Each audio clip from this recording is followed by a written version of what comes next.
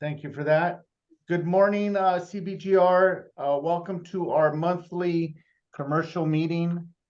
Today we have John with us today with Snap NHD, and he's also brought a special guest, Ami. How do you pronounce your last name? Adani? Adini. Regarding commercial, what is it? The environmental sites phases. So without further ado, I'm going to hand it over to John. John's going to have a quick 5-10 minutes, and then he'll hand it over to Ami. Yes, thank you, Ruben. Hi, I'm John Wax. Most of you know me with Snap NHD, Natural Hazard Disclosures. Been in the business 29 years, not as long as Ami, but 29 years I've been in the NHD business, providing education as well as the proper reports so you guys can close your transaction smoothly. I do want to let you know that every sale of real property in California requires an NHD report of some form or nature.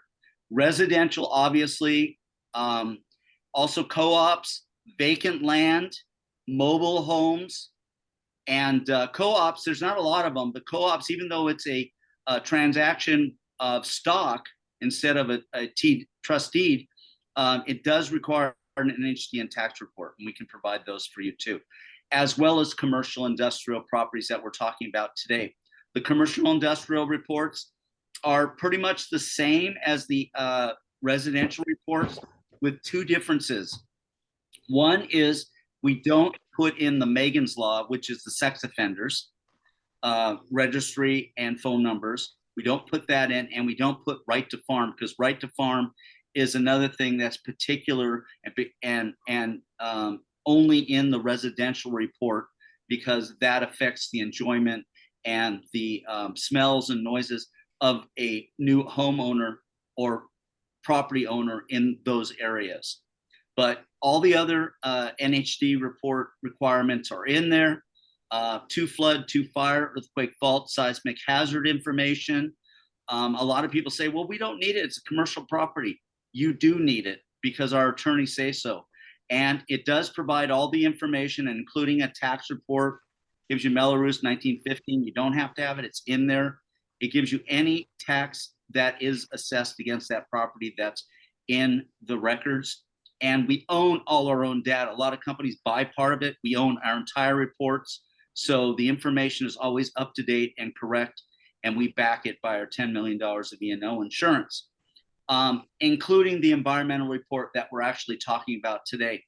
The environmental reports are very important to get with your NHD as well, because for twofold. Number one, you want to make sure they don't come back on you and say, hey, you didn't tell me there was a gas station there, and they put a strip mall on it, and now it has a leaking underground contamination source, and now I'm suing you because you didn't let me know about that.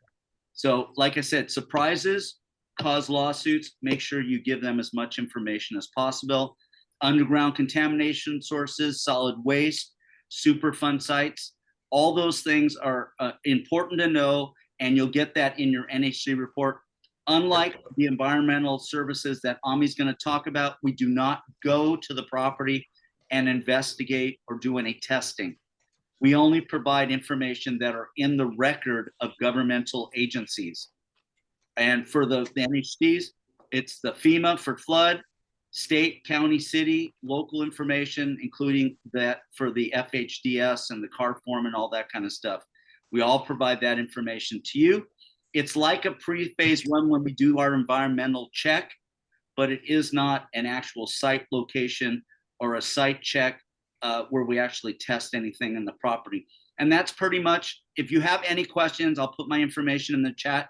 That's pretty much everything that you need to know about the commercial NHD part of it. So without further ado, I'm going to put it over to and send it over to Ami to go and do his wonderful presentation of environmental services and phase one services and site assessment. Thank you. Well, thank you very much, John. And if you have any questions, please reach out. All right. Thank you, John. And as John mentioned, he's involved in the risk type of transactions, and I'm involved also in the risk. I say basically the moment we step into life, we step into risk. Life is always made out of risks, and that's the nature of life.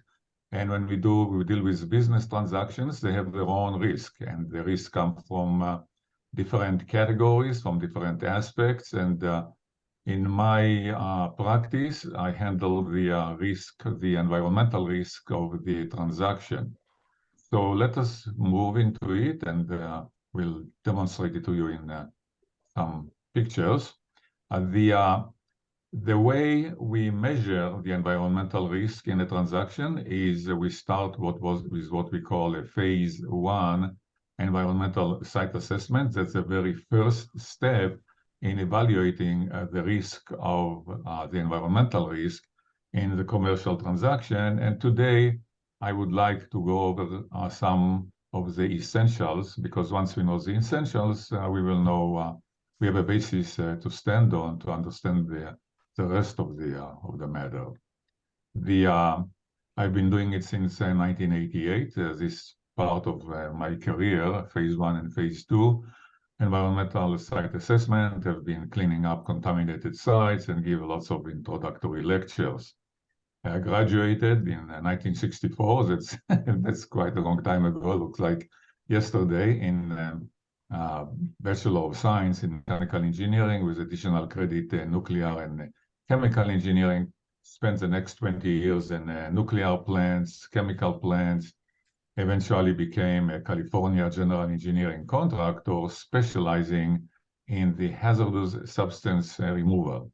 So I'm not only a consultant, I am also an engineer, and I'm also a hands-on contractor dealing with hazardous substances. So when I do my phase one and my phase two, I see it all the way. I see it from birth to the ultimate death, quote unquote, and all the way from the beginning to the end, every aspect of contamination, I've been through it. Here is a picture of a recent project we did in Los Angeles, city of Los Angeles, Silver Lake neighborhood. This used to be a pesticides facility. We cleaned it up to the tune of about $500,000. Right now, there is a 16-unit apartment building there in Silver Lake, a very lucrative place. And I know that the client is very happy with the investment that they did. So phase one, environmental site assessment, this is the very first step in evaluating the risk. What does it do? Or even not the least important is what it does not do. The way we measure the risk, or what we call the phase one, we have a standard way of doing it. When we started in it in 1988, there was no standard. There were consultants practicing. I entered into it in the very beginning, and each one of us was doing it in his own way. Eventually, the industry put some order in the environment, and they created a standard that we all follow in order to evaluate the risk. So if you come to me tomorrow and you say, well, Ami, here is a risk that you did not evaluate, and I'm now stuck with whatever liability, and I'm going to sue you, then to my protection, I would come and say, look, I evaluated it per standard, and this is an industry accepted standard, and it will be very hard to complain because I did it in accordance with the standards of the profession. But it's also important on the side of the user of our report to understand what is the thing that we are evaluating, what are the risks that we are evaluating in accordance with this standard, which is called the ASTM standard designation E152721. So that's just a number. And this is a standard practice for environmental site assessments, phase one environmental site assessment process. So that's a long name, but that's basically a standard. I cannot tell you where the name phase one came from. I still don't know. I'm still researching it. But this is how we assess the risk. Now, when we assess something, to assess here on the left side, we say a definition. When we assess something, we evaluate the nature or quality of. So Is it good? Is it bad? Is it nice? Is it ugly? This is how big it is, how small it is. This is the process of assessment. And when we do a phase one, the purpose of our practice is to define good commercial and customary practice. So the practice that we use is a good commercial and customary. It is not a law. There is no law that requires anybody to do a phase one environmental site assessment. It is a practice that the industry developed as a consensus in agreement, general agreement in the industry that this is a good practice to evaluate the environmental risk in the transaction. So this is a standard. It was developed in the United States of America for conducting an environmental site assessment, again, assessment evaluation of a parcel of commercial real estate, now with respect to the range of contaminants. So when we evaluate we do an environmental evaluation or an environmental risk evaluation of this piece of real estate, we evaluate it with respect to a range of contaminants. We do not evaluate it like you have the rows on the left. We do not evaluate it as how, with respect to the scent, or to the color, or to the size. We do not evaluate it like this coffee or cappuccino cup up there with respect to aroma, or color, or temperature. When we evaluate a property for environmental risk, we evaluate it with respect to the range of contaminants. So we're looking at contaminants, and there is a range of contaminants because we also have to decide what contaminants we are evaluating it on. There are, I don't know, quadrillion type of contaminants on the planet, and so we need to say what contaminants we are evaluating it. And interesting enough, for example, the phase one does not evaluate for asbestos, a phase one environmental, which is a contaminant. Phase one environmental site assessment does not evaluate for human excrement or biological human factors. It's not an evaluation. We do not evaluate for mold. All right. So the scope of contaminants that we evaluate for are defined by a certain law. I'm not going to get into it. It's called Comprehensive Environmental Response, Compensation, and Liability Act. It also has another name called Superfund Act. And this is a law that has a list of contaminants in it. And when we evaluate a property for contamination, we evaluate it if there are contaminants on it which belong to the list. And as I mentioned, asbestos will not be there, mold will not be there, etc. So there is this list of contaminants and also petroleum products. These are the contaminants that we evaluate the property about. Take, for example, this property. This is a whole big commercial property. We have a Costco here, we have a Best Buy, and we are requested to do a phase one environmental site assessment. Well, we will assess it with respect to a range of contaminants. We will not assess it with respect to the size. We will not assess it with respect to the quality of the parking lot or the number of customers that walk in. We strictly will assess it for a range of contaminants. Take this piece in the desert, which I evaluated not a long time ago. Again, I'm walking to this area. This is the property here. It's all sand. It's a desert, all right? So I will look into it as to what kind of contaminants could be in the sand. I will not evaluate it with respect to the future commercial value of it, etc. Take this strip plaza, all right? When again, I evaluate it with respect to the range of contaminants that might have been generated on the property. I'm not going to evaluate it with respect to their rent roll or to number of units or how good the tenants are. That's none of my interest. Take this gasoline station. Of course, I will evaluate it with respect to gasoline. I will not evaluate it with respect to how many gallons a day they sell over there. Here is part of the list of the contaminants that we are evaluating for. There are a little bit over 500 contaminants that we are looking. This is a pretty respectable list. Some of the more sexy ones there will be like, I don't know, maybe DDT you would be familiar with. You may be familiar with hexavalent chromium. There was a movie, what was the name, Brackovich, about it. And chromium-6, that's one of those contaminants. Here on the left, arsenic, very toxic poison. Benzene, carcinogen.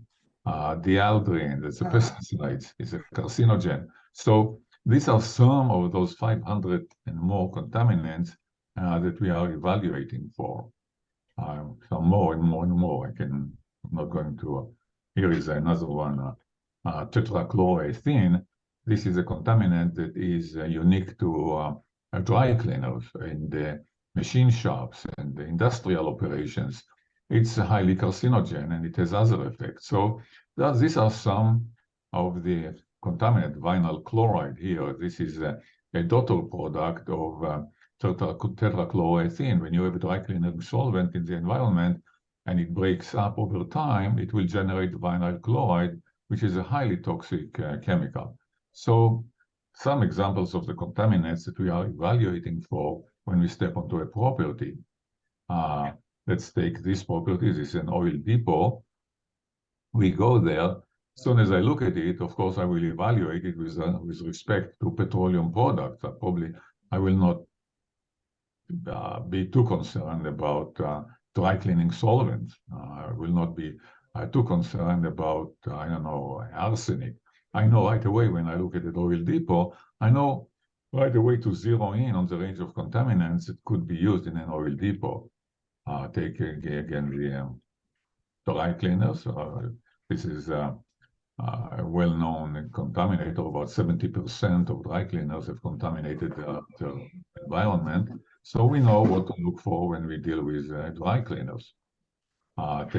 This is the scrap yard. Again, we have a pretty good idea what is the range of contaminants that we are looking for in a scrap yard. So very possible there will be asbestos there, but again, we were not interested in asbestos. We are interested in a very specific list of chemicals.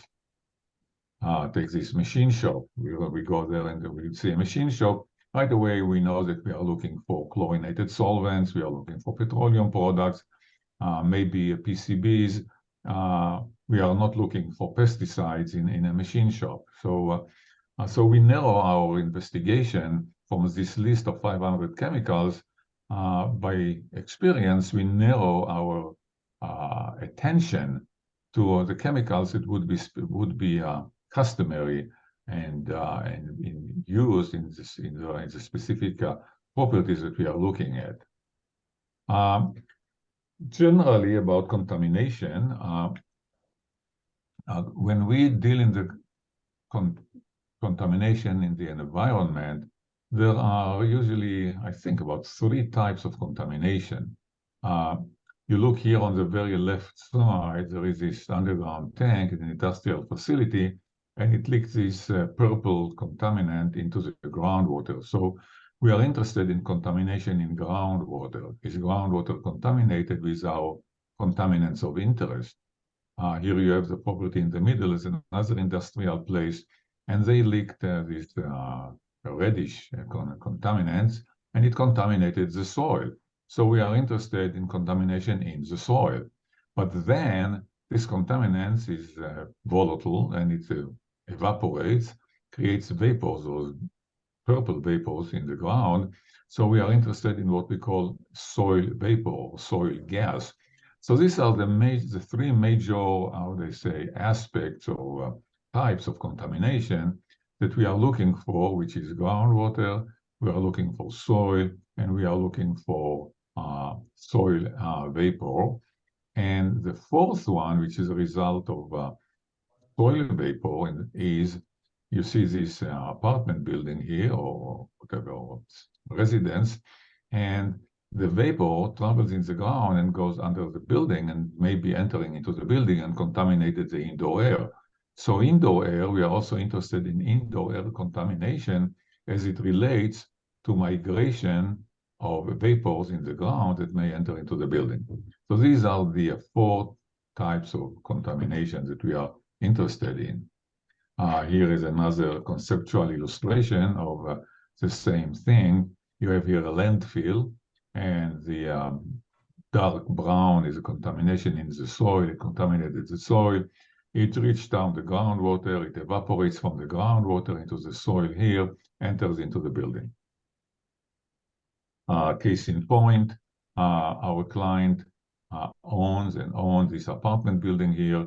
They needed to refinance, and they did a phase one, and the phase one determined that they had toxic vapor in the ground. Why? I'm sorry, they did not determine that. The phase one said they might have toxic vapor in the ground by reason of dry cleaner here. They were concerned about the dry cleaners, and then we were retained to do the phase two. After the phase one indicated that there was a concern for contamination, we went there and we poked hole around the property. We took our soil vapor samples, and we found that there, yes, indeed, there was this cloud, subterranean cloud of contamination migrating from the dry cleaners about over 250 feet away under the building, and even farther than that.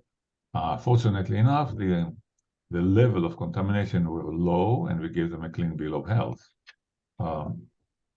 Here is another example of contamination in groundwater. Our client owned this strip plaza here in Hollywood, and there was a dry cleaner here. They leaked down to groundwater, and it traveled in the groundwater 40 feet down below the street. It traveled and moved with groundwater under our client's property. And we had to handle it, and it took them about $200,000 to pay for the investigation, to eventually prove that they were not the culprit. This was a culprit. I'm saying quote unquote culprit. These were innocent people, they were not criminals, and they operated legally, but they did not know that they caused all this contamination, and it migrated under this property. So the phase one indicated potential for contamination. By the time the phase twos were done and we got a clean bill of health from regulatory agencies, it was $200,000 later just to give him a clean bill of health. So it's not cheap, as they say. Going back to our standard, the standard practice for environmental site assessment. And sorry, just a second. Okay, so I'm looking just to make sure that I'm on the time, but I think I'm good. All right, so the standard practice, again, we said that it is putting a standard there to evaluate, like a yardstick, to evaluate the contamination, to evaluate the risk, I'm sorry. And so we have the standard, but we need a yardstick. When we evaluate a risk, it's not only enough to, I cannot come to you and say, look, I evaluated it, and there might be a concern for contamination. I haven't said much. Is it a big concern? Is it a small concern? Is it a medium concern? Can we live with this concern? So we need a yardstick. We need some way to measure the risk or the concern that we are taking when we do the phase one. Now, interesting enough, in the phase one, we are not taking samples. We are not telling you if it is contaminated or not, for sure. Okay, we are not taking samples. We are telling you if you have a concern for contamination, and we try to evaluate the concern. So we need a yardstick to evaluate the concern, and the ASTM standard gave us this yardstick, which they call, it's a name, recognized environmental conditions. So it's a name that they invented, and they say when there is a recognized environmental condition on the property, we declare, we say, yes, there is a recognized environmental condition. And once we declare that, it's kind of hard to get a loan from a conventional bank or from the SBA or from most lenders. Once we declare an environmental condition on the property, it's pretty hard to get it financed unless we do a phase 2. But this is another subject altogether. Our purpose with the phase 1 is, do we or do we not need to declare a recognized environmental condition? So the goal of the process established by this practice is to identify recognized environmental conditions. So what are these conditions that once we identify them, we are starting to lose sleep at night? All right. So it's kind of a long definition, and I broke it into sections. So there are three, I think three, if I'm not mistaken, three definitions, partial definitions of what is a recognized environmental condition. Number one is the presence of hazardous substances or petroleum products in, on, or at the subject property due to a release to the environment. So this is a very kind of a firm, positive statement. There is a hazardous substance. It is present on the property, and it is present there because of a release to the environment. It's not, I mean, if I go to a property and I see a 5-gallon bucket full of hazardous substance, it does not mean that there is a recognized environmental condition. There is a presence of hazardous substance. There is a bucket full of carcinogen on the property, but there is not a release. It is contained. They keep it well contained. So it has to be present, and there has to be presence, and there has to be a release and presence. Examples, here we are. A picture is better than what, 10,000 words, say Confucius, he said. So here you are on the upper left side, you see the drums. I walk into this property, I see the drums, I see the contamination, and I see the release. There is a release and there is a presence. Here is another one on the right. Again, you see the color, okay, you see the chemical. It is there. It's very positive. It's very firm. So when we see that, and we have seen those in a phase 1, we say, okay, there is a release, there is a presence, there is a recognized environmental condition. We have something here to be concerned about. Here is another example, mechanic shop, auto mechanic shop. All right, we see very poor housekeeping of all the petroleum waste here. We see all the contamination here on the ground. We say, okay, recognize environmental condition. Here is the same mechanic. Look here, okay? There is a release and there is a presence. So there is a recognized environmental condition. We do the phase 1, we say, oops, there is a condition here. Here is another example. It's a gasoline station here. The upper side, this rectangle here that I show you with my laser pointer, is a gasoline station. We have enough reports on it to know that it leaked into the environment. So we know that there is a presence here and there is a release. So right away, phase 1 declares a condition. The yardstick number, our number 2 yardstick here in the definition of recognized environmental conditions is much more complicated, and I'll try to make it simple. It says the likely presence. Now we are talking in terms of probabilities. It says likely presence of hazardous substance or petroleum product in, on, or at the subject property due to a release or likely release to the environment.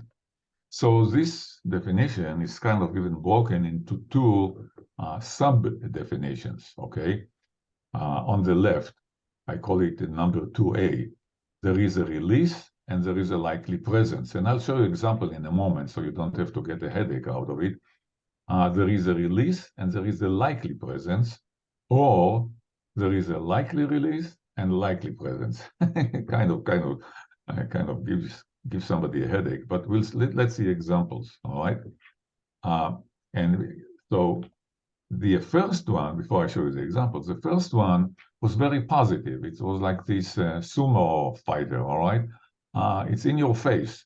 It's a release, and there is a presence. There is certainty there, all right? The next one is not so certain. You see this perplexed detective here. It's not so positive. There is release and likely presence. There is likely release and likely presence. So let's see how it works. Here is an example, okay? This is in Pomona, city of Pomona, and this is used to be, and now it is abandoned, industrial facility that had a huge release there of dry cleaning solvent. And it evaporated and migrated in the soil all over the neighborhood, and all these contours that you see here, like a topographical map, all these contours mean various concentration levels of toxic vapor in the soil. And it migrated away. You see distances over 1,000, probably 1,500 feet. And I'm here to investigate this property that is inside the red cloud. And I do a phase 1 here, and I have no idea if it is contaminated. I have no idea.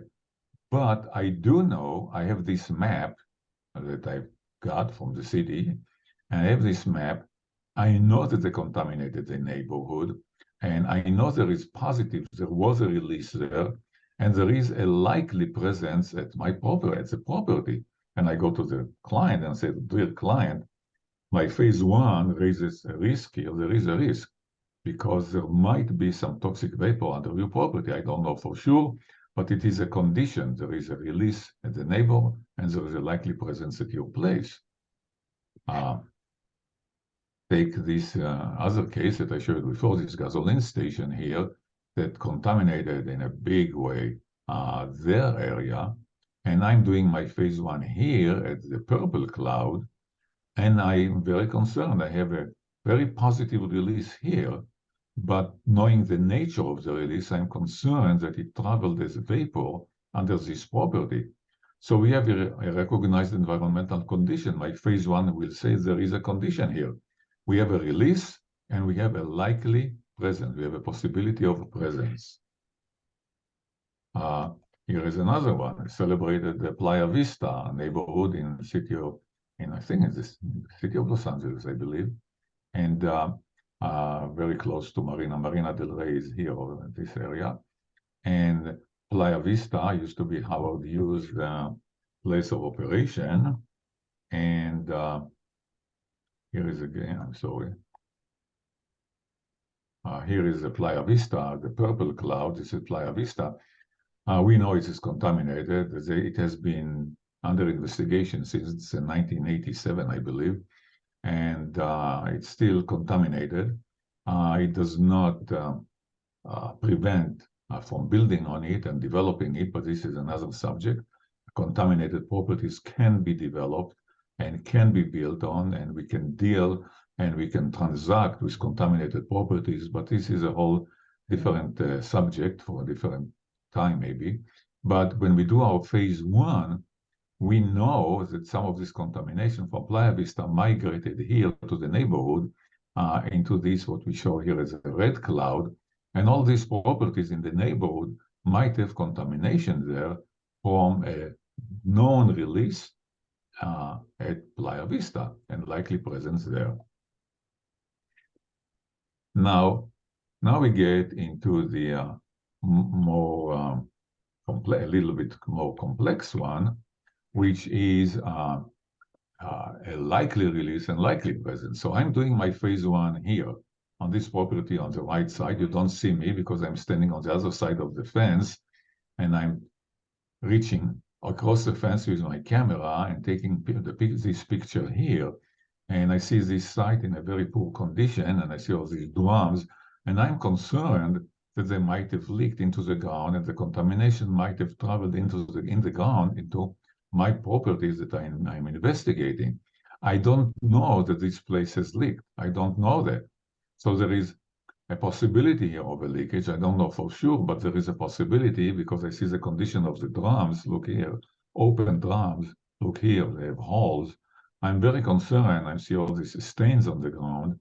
I'm concerned. I'm saying, okay, there is a likely possibility of release here and likely presence here, and right away I declare a condition here. Here is another case in point. We have the dry cleaners here. We know that 70% of dry cleaners have contaminated the environment. My client is here, this car wash here, and I'm concerned that they might have leaked. I don't know for sure. I'm not investigating the dry cleaners. I'm investigating these property here, the car wash in a gasoline station. I'm doing it, but I'm concerned about the likely release here and likely presence there, etc. Einstein says if you can't explain it simply, you don't understand it well enough. So I'm doing my best to explain it simply to you, and so that to convince you that I understand it well enough. But you are welcome to call me anytime for questions. The third yardstick here is the presence of hazardous substance on a property in a condition, under condition that pose a material threat of a future release. So the condition, we have the substance on the property.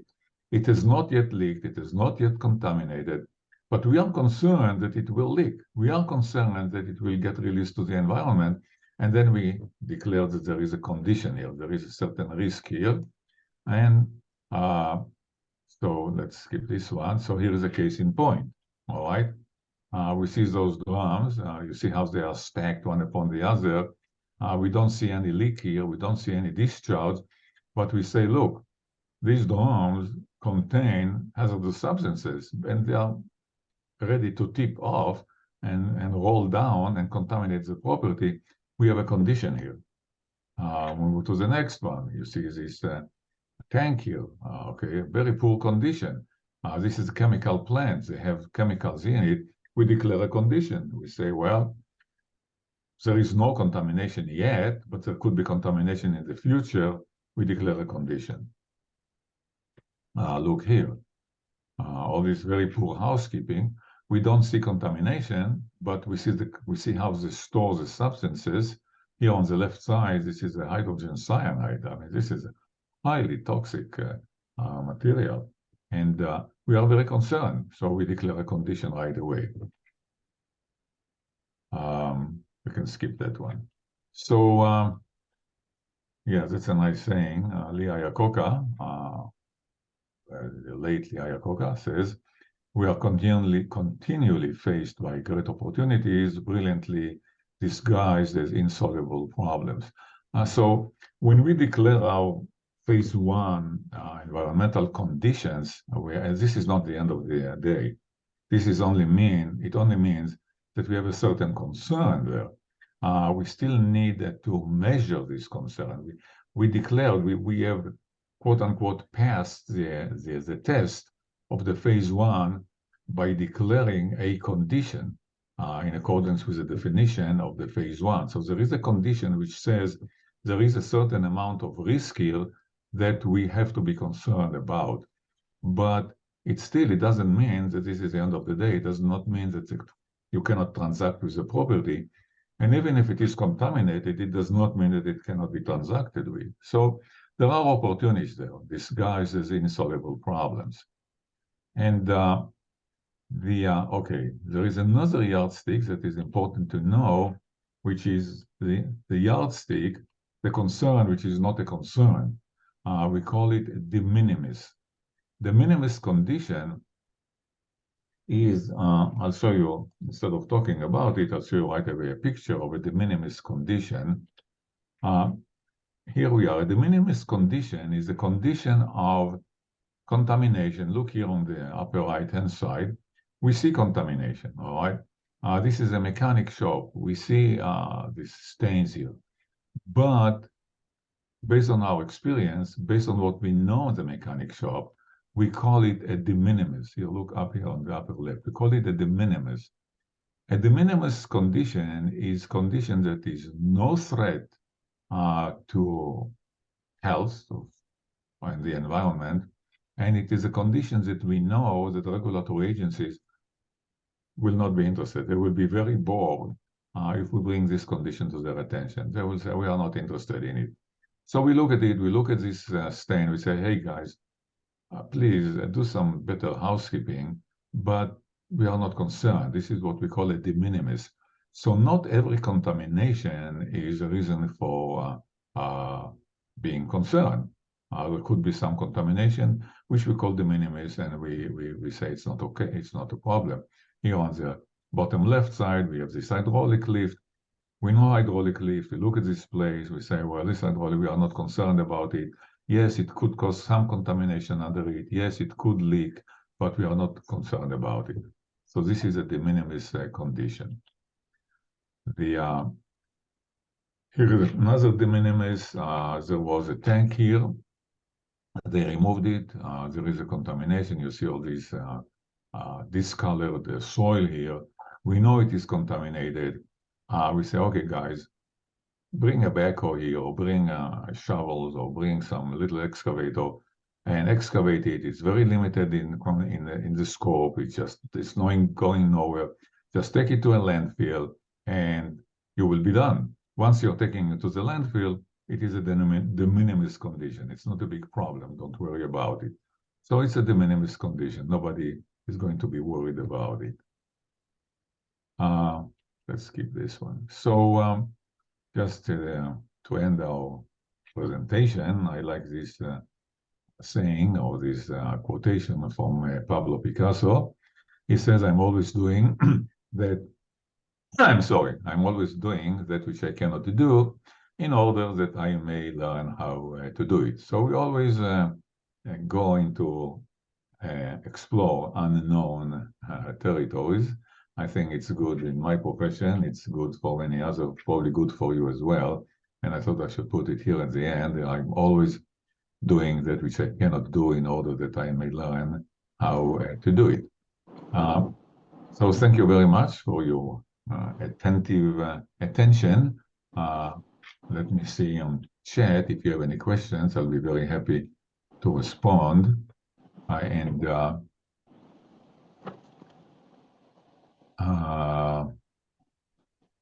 No, I don't see any questions. If you have any questions, feel free to say or chat them, put them into the chat.